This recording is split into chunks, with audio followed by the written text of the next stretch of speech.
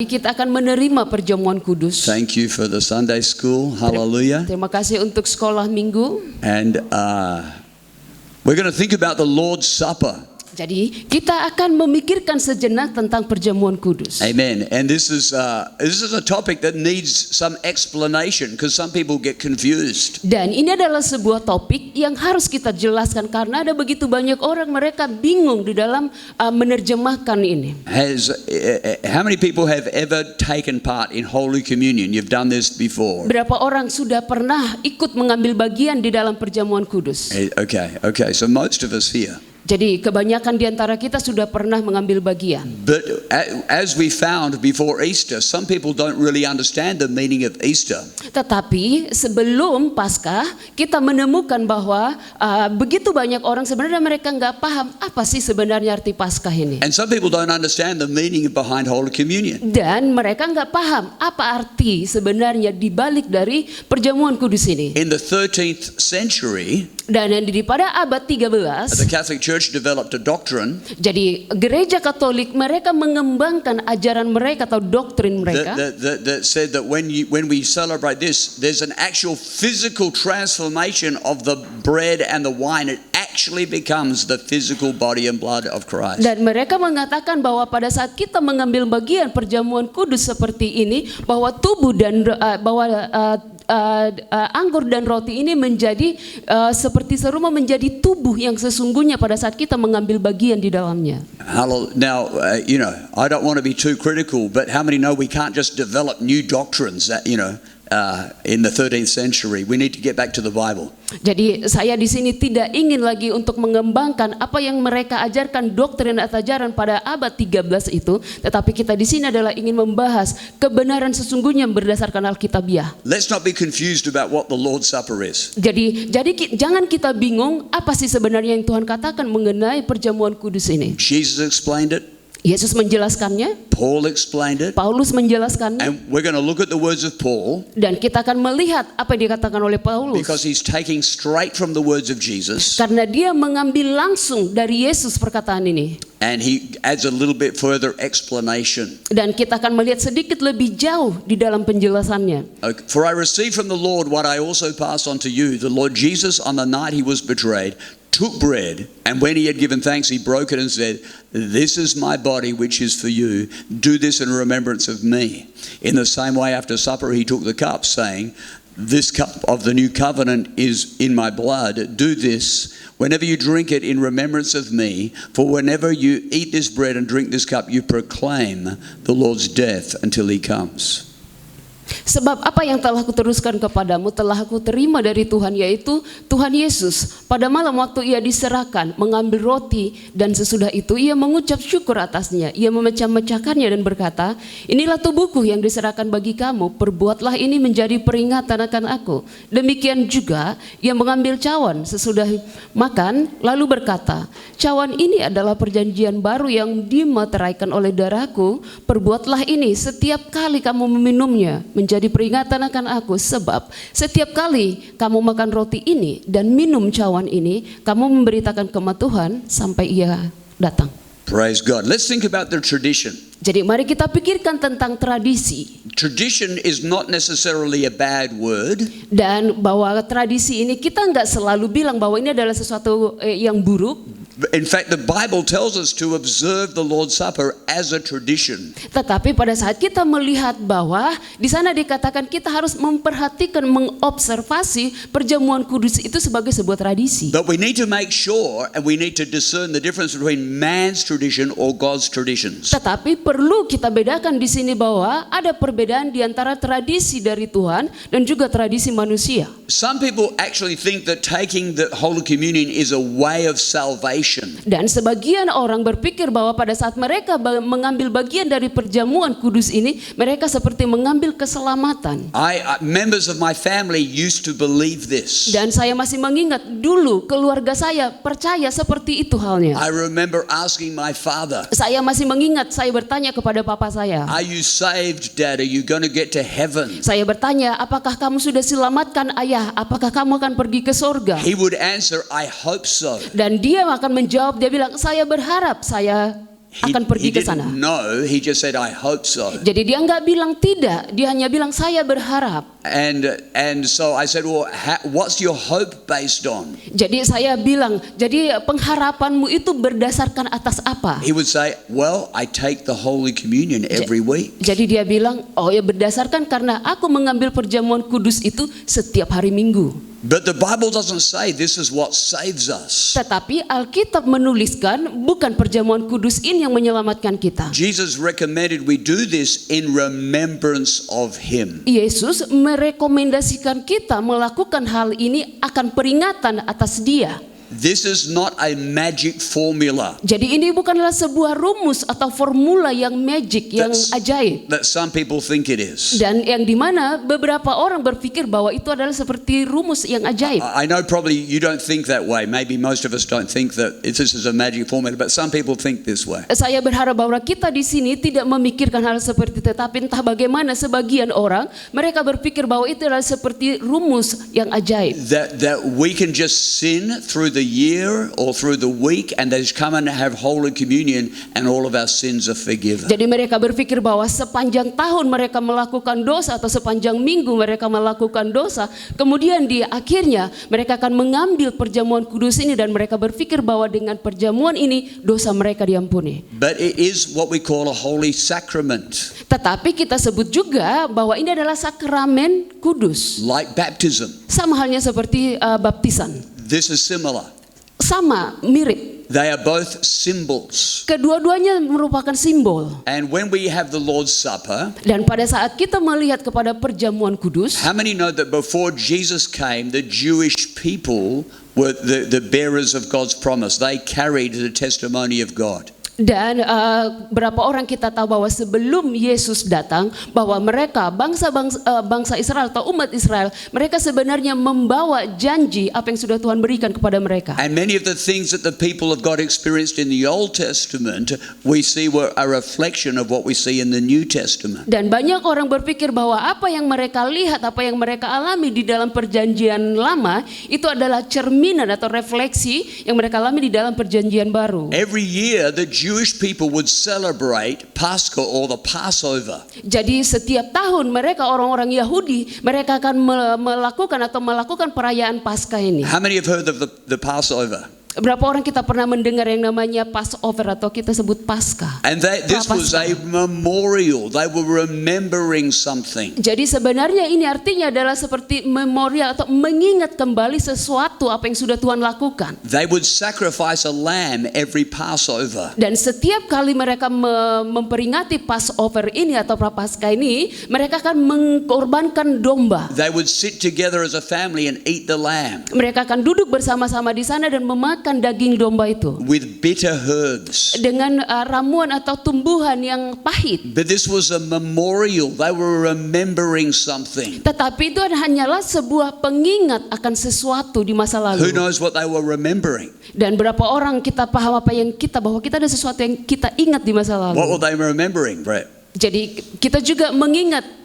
Okay, well, they were looking forward to Jesus. Jadi kita melihat ke depannya tentang Yesus. But what were they remembering, Stephen?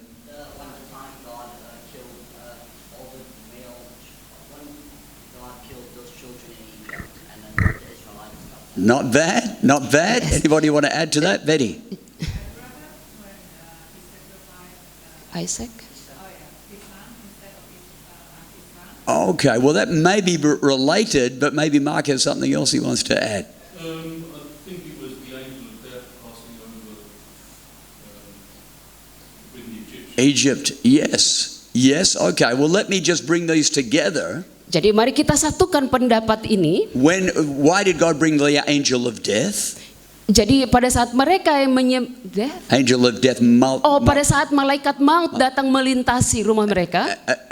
God's people were about to be delivered from Egypt. Dan pada waktu itu umat-umat Tuhan atau orang Israel, mereka akan segera dibebaskan dari Mesir. In one word, the Passover was a symbol to remember God's deliverance. Jadi kalau kita simpulkan satu kata bahwa Paskah ini adalah mengingat kembali atas pembebasan Tuhan atas umat-umat Israel. The people of Israel had been slaves for over 400 years. Dan orang-orang Israel ini mereka diperbudak kurang lebih 400-an tahun di Mesir. They were crying out for deliverance. Dan mereka berseru kepada Tuhan supaya mereka dibebaskan. God sent Moses. Dan Tuhan mengutus Musa. Pharaoh would not let the people go. Firaun dia tidak mau mengizinkan orang Israel lepas. Just like the devil does not want to let sinners go. Sama halnya seperti si iblis, dia nggak menginginkan supaya kita melepaskan dosa. But God began to humble Pharaoh through many plagues. Tetapi kemudian Tuhan merendahkan Firaun melalui dengan tulah. And the last plague was the angel of death. Dan kemudian tulah yang terakhir adalah bahwa malaikat maut Tuhan kirimkan. But as it swept through the land. Dan pada saat hal itu terjadi melintasi bangsa Mesir, How many tanah know itu. that sin has a penalty? Berapa orang kita sadar bahwa dosa ada penaltinya? God will judge sin. Tuhan akan menghakimi setiap And dosa. God was bringing judgment upon the nation of Egypt. Dan Tuhan akan membawa penghakiman atas bangsa Mesir. But God's people were living there. Tetapi umat-umat Tuhan tinggal So di situ. God says you need to protect your homes. Jadi Tuhan melindungi rumah-rumah orang Israel. Take a lamb. Dan dia bilang, ambillah domba. Sacrifice that perfect lamb. Dan sembelilah domba yang benar-benar sempurna. Take the blood of the lamb. Dan ambillah darah domba Paint itu. it around the doorposts of your house. Dan sapukanlah itu di depan pintu rumahmu. And the angel of death will not be allowed to enter your house. Dan pada saat malaikat maut melihat itu, maka dia tidak akan diizinkan masuk ke dalam rumahmu. How many have heard that story or something like it? Berapa orang kita pernah mendengar kisah itu atau cerita kurang lebih seperti itu. So the Jews celebrate the Passover to celebrate they were delivered from the angel of death. Jadi orang-orang Yahudi mereka berkumpul di sana, mereka merayakan pada saat Tuhan melepaskan mereka dari malaikat maut. And they would remember the slavery of Egypt and how God moved miraculously to set them free. Dan mereka akan mengingat bagaimana orang-orang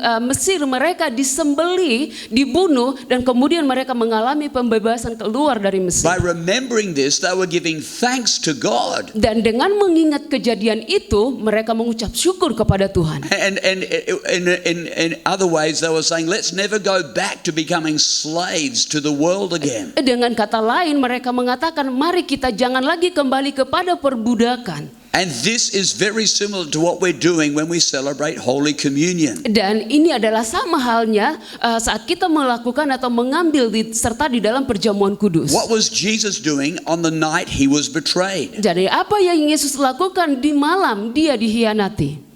He was celebrating the Passover with his disciples. Jadi dia melakukan makan malam yang terakhir bersama dengan murid-muridnya. They would do it once a year. Dan dia melakukan satu kali dalam Isn't satu it tahun. interesting? He was doing that on the very night he was Dan betrayed. disinilah yang menariknya bahwa Yesus melakukannya tepat di malam sebelum dia They dihianati. were remembering God's deliverance. Dan itu dan juga seperti pengingat saat Tuhan membebaskan atau melepaskan. Deliverance from sin and deliverance from death. Tuhan membebaskan kita dari dosa dan juga dari kematian. He was doing that just before he went to the cross. Dia melakukannya tepat di malam sebelum dia ke kayu salib. And at that moment he stood before the disciples, broke the bread and talked about the blood. Dan di situ dia di hadapan murid-muridnya dia makan dan dia mengambil roti dan memecah-mecahkannya kepada mereka. Now, following this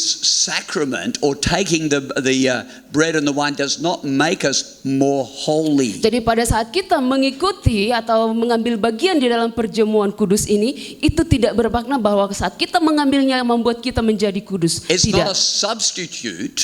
Dan ini adalah hanya sebuah, It's not a substitute. ini bukan pengganti, A symbol is different from a substitute, tetapi folks. ini adalah simbol dan berbeda dari pengganti. Okay, before you appreciate the symbol, you have to understand the reality. Tetapi sebelum kita menghargai yang namanya simbol ini atau tanda ini, kita harus juga memahami realitasnya seperti If apa. the Jews would sit there and have the Passover, but they didn't understand the story, it would have no meaning to them. Jadi pada saat orang Yahudi mereka duduk di sana dan melakukan perjamuan itu, tetapi mereka tidak paham sebenarnya apa maksudnya mereka melakukan itu? Apa cerita di belakang itu? If they didn't understand the story, following the ritual would have no benefit at all. Jadi perjamuan yang mereka lakukan itu maka sama sekali tidak bermakna, nggak ada artinya. In the same way, if we have Holy Communion but we don't understand the meaning, it has zero benefit. Sama halnya pada saat kita mengambil bagian di dalam perjamuan kudus ini, pada saat kita tidak mengerti, tidak memahami artinya, maka itu artinya adalah nol, kosong. It will not get you to heaven. Dan itu tidak akan pernah membawamu pergi ke surga. What gets you to heaven is the reality. Apa yang membawamu ke surga adalah realitasnya, kenyataannya. And we're going to move on and talk a bit more about that. Dan kita akan lebih ke depan sedikit lagi dan lebih lagi kita membahasnya. From verse 27 onwards, Paul continues. Dan di ayat 27 sampai dengan selanjutnya. So then whoever eats the bread or drinks the cup of the Lord in an unworthy manner will be guilty of sinning against the body and the blood of the Lord. Everyone ought to examine themselves before they eat of the bread and drink from the cup. For those who eat and drink without discerning the body of Christ eat and drink judgment upon themselves. That is why many among you are weak and sick, and a number of you have fallen asleep. But if we were more discerning with regard to ourselves, we would not come under such judgment. Oops. Jadi barang siapa dengan cara yang tidak layak makan roti atau minum cawan Tuhan, ia berdosa terhadap tubuh dan darah Tuhan. Karena itu hendaklah tiap-tiap orang menguji dirinya sendiri, dan baru sesudah itu ia akan makan roti dan minum dari cawan itu. Karena barang siapa makan dan minum tanpa mengakui tubuh Tuhan, ia mendatangkan hukuman atas dirinya. Sebab itu banyak di antara kamu yang lemah dan sakit, dan tidak sedikit yang meninggal. Kalau kita menguji diri kita sendiri, hukuman tidak menimpa kita.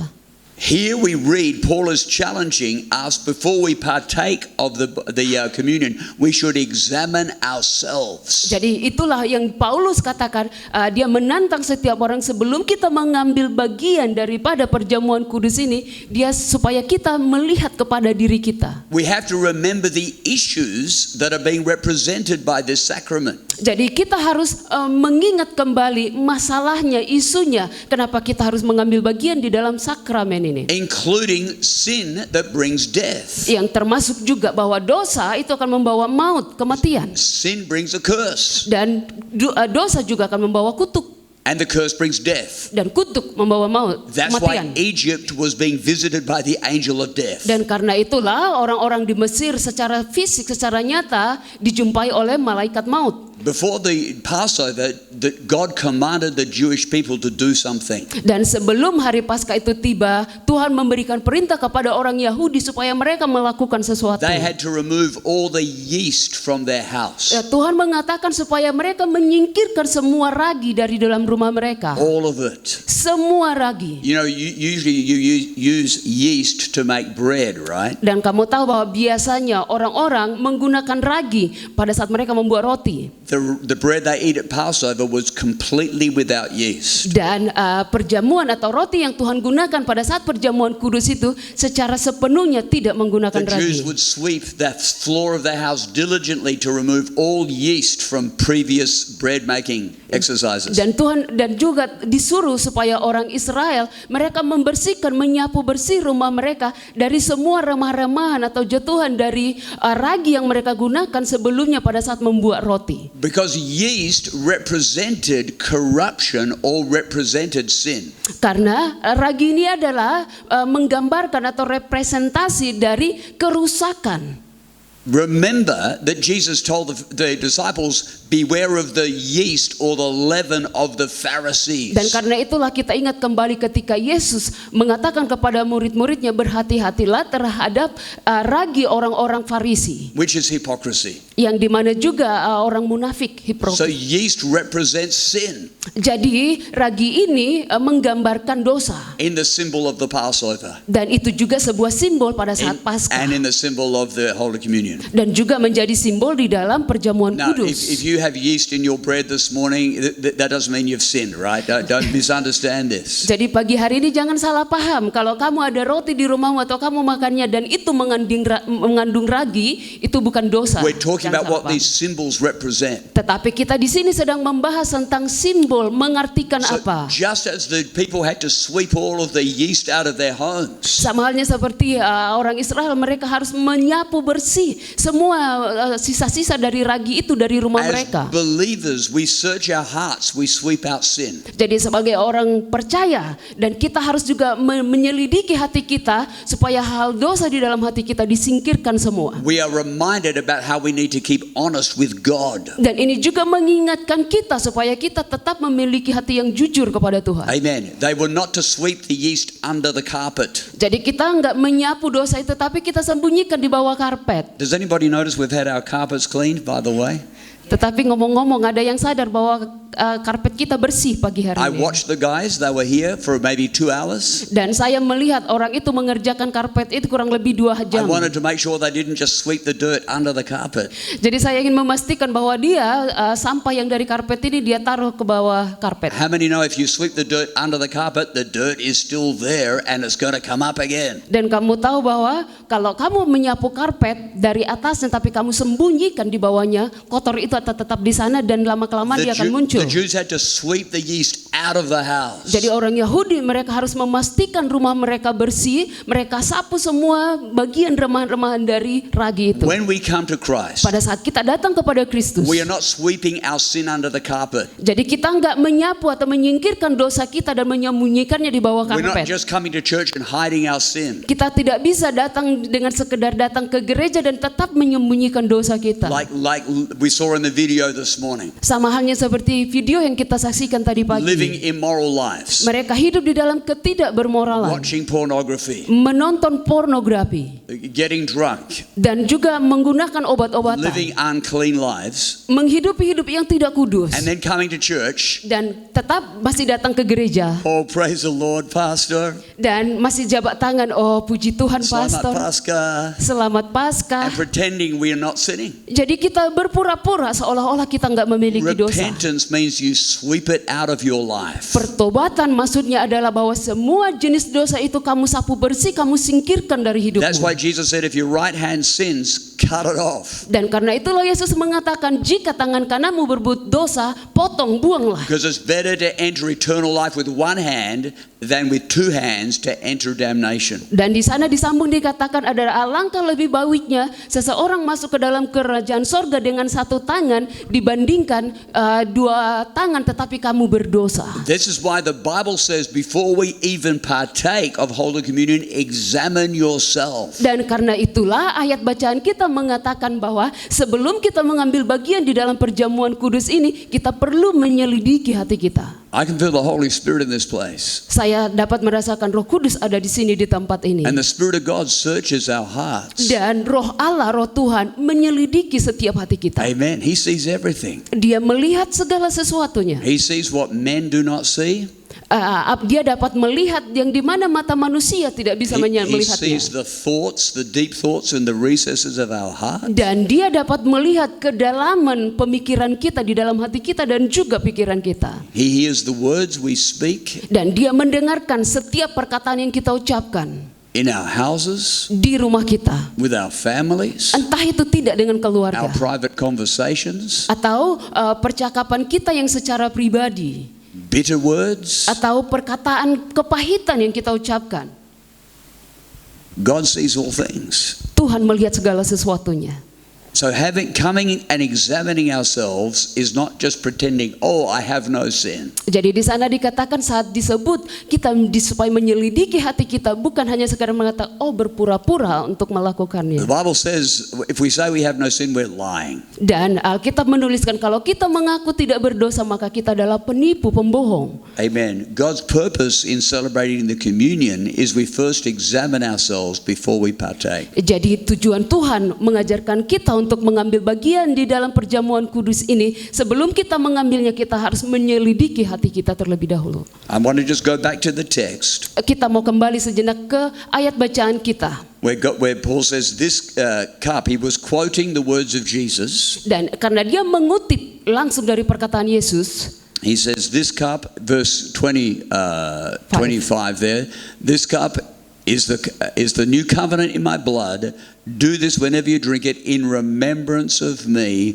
For whenever you eat and drink eat the bread and drink this cup, you proclaim the Lord's death till he comes. Dan kalau kita melihat di ayat 25 dan 26, Paulus mengambil perkataan yang dikatakan, cawan ini adalah perjanjian baru yang dimateraikan oleh darahku. Perbuatlah ini setiap kali kamu meminumnya menjadi peringatan akan aku. Sebab setiap kali kamu memakan roti dan minum cawan ini, kamu memberitakan kematian Tuhan sampai ia datang.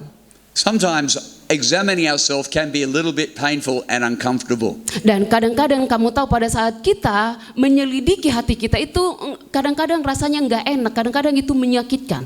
Can anybody say amen? Bisakah kita bilang amin? It's not just me, is it right? Jadi ini bukan hanya saya saja yang merasakan ya. But that is necessary if we're going to enter victory. Tetapi ini adalah sesuatu hal yang sangat penting kalau kita mau memasuki kemenangan. If you want to experience the victory and blessing, we first must experience the examination. Dan kalau kamu ingin memasuki yang namanya berkat dan juga kemenangan itu, yang pertama sebelum itu terjadi kita juga harus ujian atau diuji. The Jews would sit there and eat the lamb with the bitter herbs. Dan orang Yahudi mereka duduk di situ, mereka mengkonsumsi atau memakan daging domba itu dan juga tumbuh-tumbuhan yang pahit rasanya. The bitterness represented the bitterness of their slavery or their experience of sin. Dan makanan yang pahit atau tumbuhan yang pahit yang mereka makan itu menggambarkan tentang perbudakan yang pernah mereka alami di Mesir dan juga hal pahit yang pernah mereka rasakan di sana. I'm sure most of us here have still got some bitter memories of sin and its effect in our lives. Dan saya juga yakin bahwa kita di sini masih ada mungkin kita masih mengingat hal-hal yang pahit tentang dosa di masa lalu dan itu masih mendampak kita. But while we're partaking of the lamb, Tetapi pada saat kita menjadi mengambil bagian di dalam makan domba itu, here we don't eat lamb, but we share the body and blood. That's what Jesus taught us. betul, kita memang sekarang sudah tidak mengkonsumsi atau memakan bagian dari daging domba itu, tetapi kita mengambil bagian di dalam roti dalam perjamuan kudus ini. Amen. Jesus taught us that the bread represents his body. Dan Yesus mengatakan bahwa roti ini adalah menggambarkan tubuhnya. And it was torn, it was broken for us. Dan tubuhnya ini tercabik-cabik, dipecah-pecahkan bagi kita. And there's a reason for that. Dan ada alasan untuk itu. Because through his brokenness, Karena melalui tubuhnya yang terpecah atau tercabik ini, we can be made whole. sehingga kita pun menjadi dipulihkan, disembuhkan. And this is what the Bible teaches. Dan itulah yang diajarkan oleh Alkitab kepada Amen. kita. The Bible says that by his stripes we are healed. Dan Alkitab menuliskan bahwa oleh bilur-bilurnya kita menjadi sembuh. Amen. This is actually a prophecy from the Old Testament. Sebenarnya ini adalah nubuatan dari perjanjian lama. In Isaiah 53, Di dalam Yesaya 53 written probably 700 years before Christ, dituliskan mungkin 5 atau 600 tahun bahkan sebelum Yesus datang. but was prophesying of how Jesus would be beaten and he would receive suffering for our sake. Tetapi di sana sudah dinubuatkan bahwa suatu hari nanti Yesus akan menderita dan dia akan mengalami segala penyiksaan untuk dosa-dosa kita. Amen.